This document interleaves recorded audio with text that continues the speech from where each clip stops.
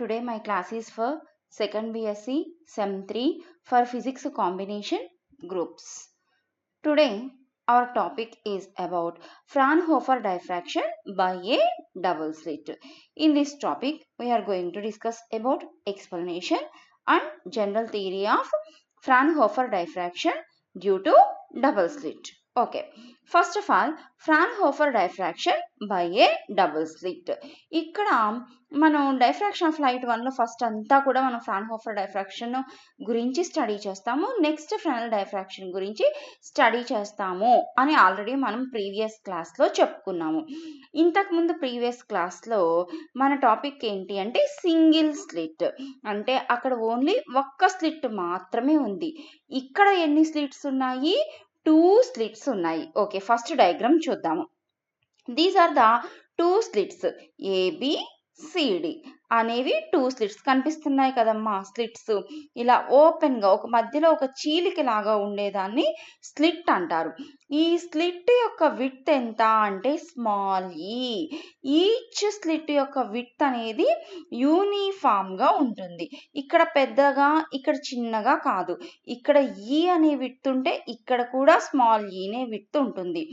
ఈ 2 స్లిట్స్కి మధ్య గ్యాప్ అనేది డిస్టెన్స్ అనేది ఎంత అంటే D అనే డిస్టెన్స్. అప్పుడు 2 స్లిట్స్ మధ్య డిస్టెన్స్ ఏమవుతుంది? The distance between the corresponding middle points of the 2 slits is E plus D. ఓకేనా?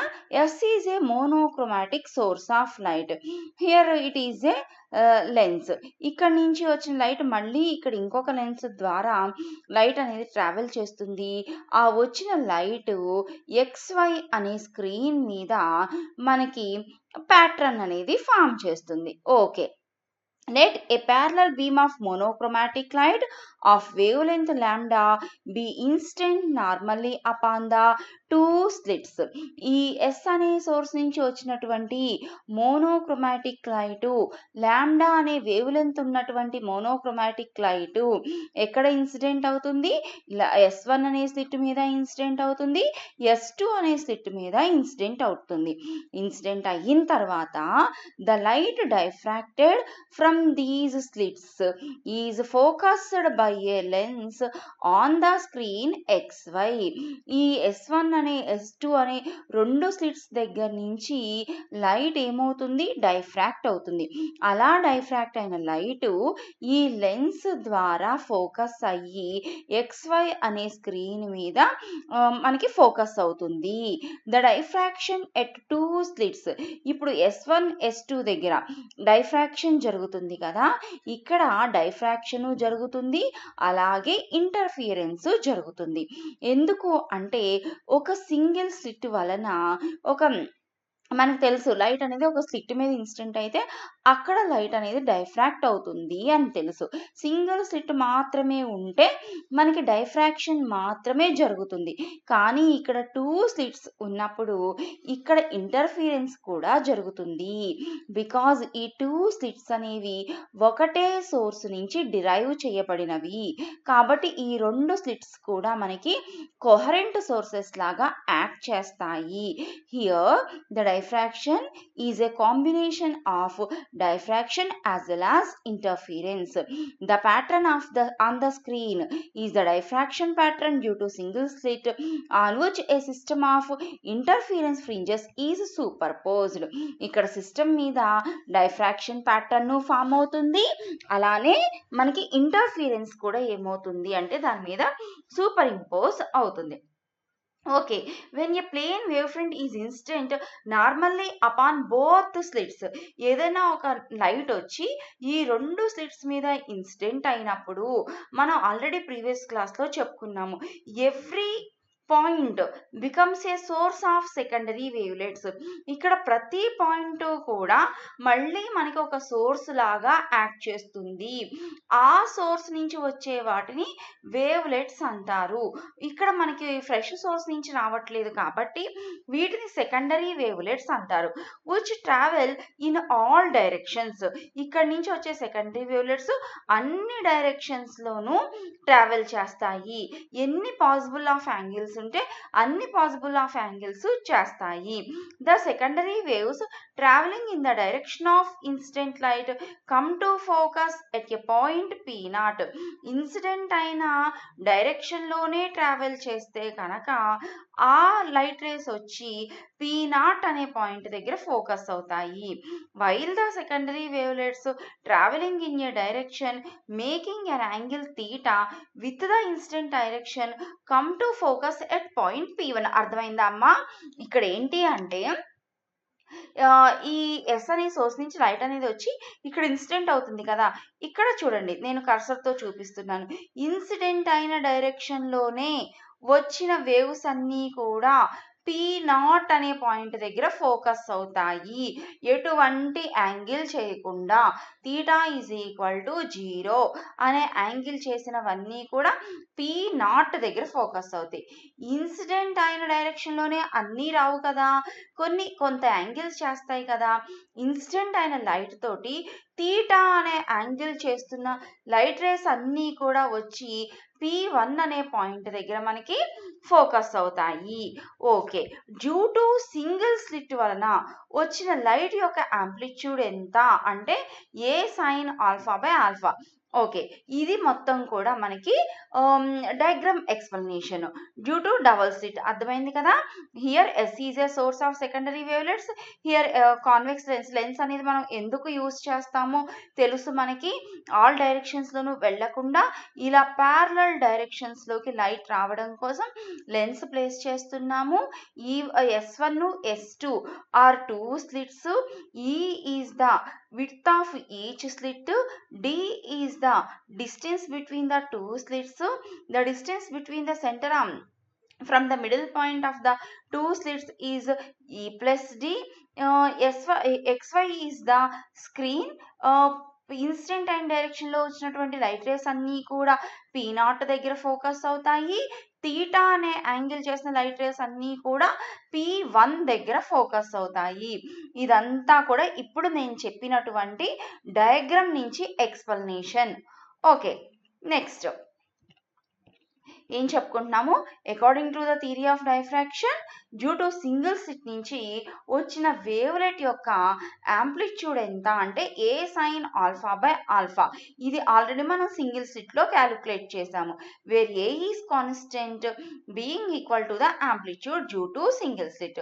When θ is equal to 0 and alpha is equal to, ఇక్కడ యాంగిల్ ఉంది కదా, ఆల్ఫా ఈజ్ ఈక్వల్ టు ఏంటి అంటే πE sin θ/λ. Now we consider two slits S1 and S2 arranged at midpoints of the slits and each source sending a wavelet of amplitude A sin α/α in a direction θ. మనకి θ అనే angle చేస్తున్నప్పుడు వచ్చేటటువంటి wave యొక్క amplitude A sin α/α. Therefore ఇప్పుడు P1 అనే point దగ్గర resultant amplitude calculate చేద్దాము. Resultant amplitude calculate చేయాలి అంటే ఫేజ్ డిఫరెన్స్, అక్కడ ఫేజ్ 2 వేవ్లెట్స్ ఉన్నాయి, 2 సోర్సెస్ ఉన్నాయి కదా, S1 S2. ఈచ్ స్లిట్ నుంచి వచ్చేటటువంటి వేవ్ యొక్క యాంప్లిట్యూడ్ A sin α/α. ఆ S1 S2 మధ్య ఉన్నటువంటి ఫేజ్ డిఫరెన్స్ డెల్టా. మనం ఇప్పుడు డెల్టాని క్యాలిక్యులేట్ చేయాలి. దానికోసం ఏం చేస్తున్నాము అంటే డయాగ్రామ్లో చూడండి, ఇక్కడ నుంచి ఈ 2 సోర్సెస్ మధ్య ఫేజ్ డిఫరెన్స్ ఎంత ఉంది? డెల్టా ఉంది. డెల్టాని క్యాలిక్యులేట్ చేయాలంటే ఫస్ట్ ఈ 2 స్లిట్స్కి మధ్య పాత్ డిఫరెన్స్ క్యాలిక్యులేట్ చేయాలి. దానికోసం S1 అనే స్లిట్ నుంచి S1K అనే నార్మల్ డ్రా చేసాము. దేని మీద? S2K మీదకి ఒక నార్మల్ డ్రా చేసాము. దీని నుంచి మనకి అంటే అప్పుడు మనకి ఏమవుతుంది? Path difference between the wavelets from S1 and S2 in a direction θ is equal to S2K. θ అనే యాంగిల్ చేస్తున్నటువంటి వేవ్స్ మధ్య పాత్ డిఫరెన్స్ ఎంత అంటే S2K.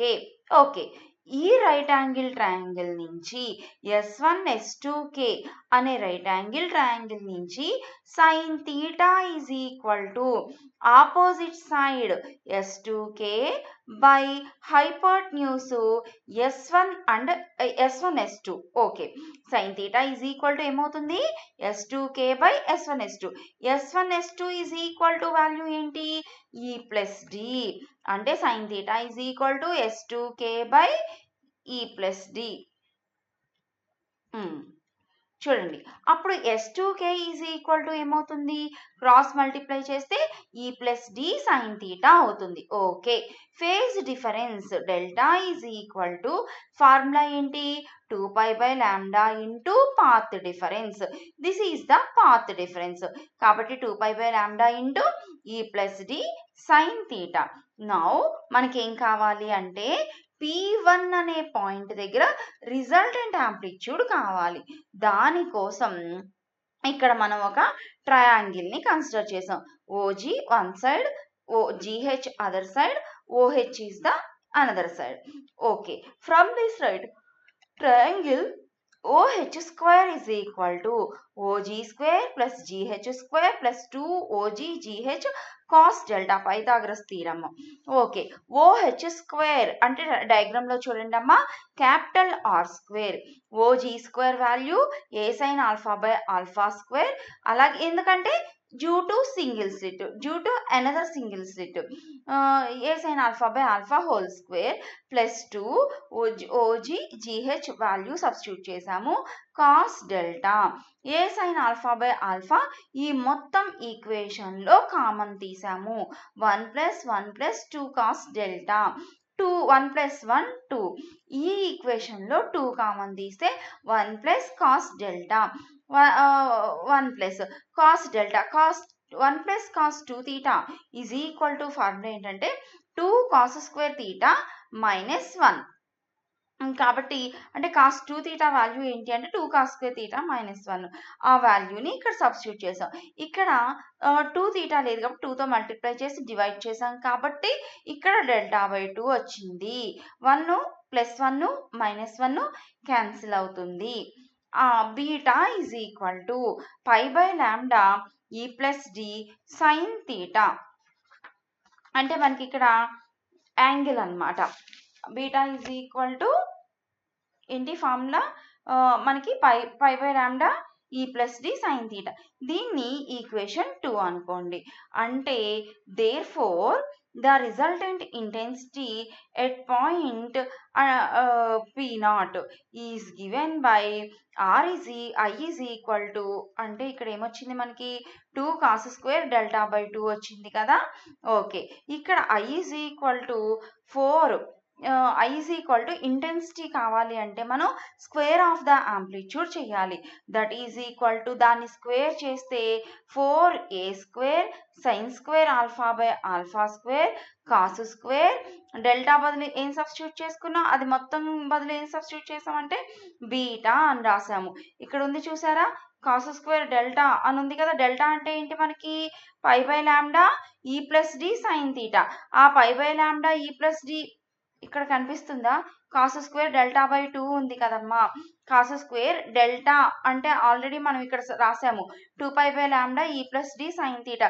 డెల్టా బై 2 ఉంది, 2 క్యాన్సిల్ అయిపోతే pi by lambda E plus D sine theta వస్తుంది. ఇక్కడ pi by lambda E plus D sine theta వస్తుంది. ఆ pi by lambda E plus D sine తీటాని బీటా అనుకున్నాము. అందుకని 4A square sine square alpha by alpha square cos square beta. This is equal to 4A square. Square of the amplitude is intensity I naught. Cos square beta sin square alpha by alpha square.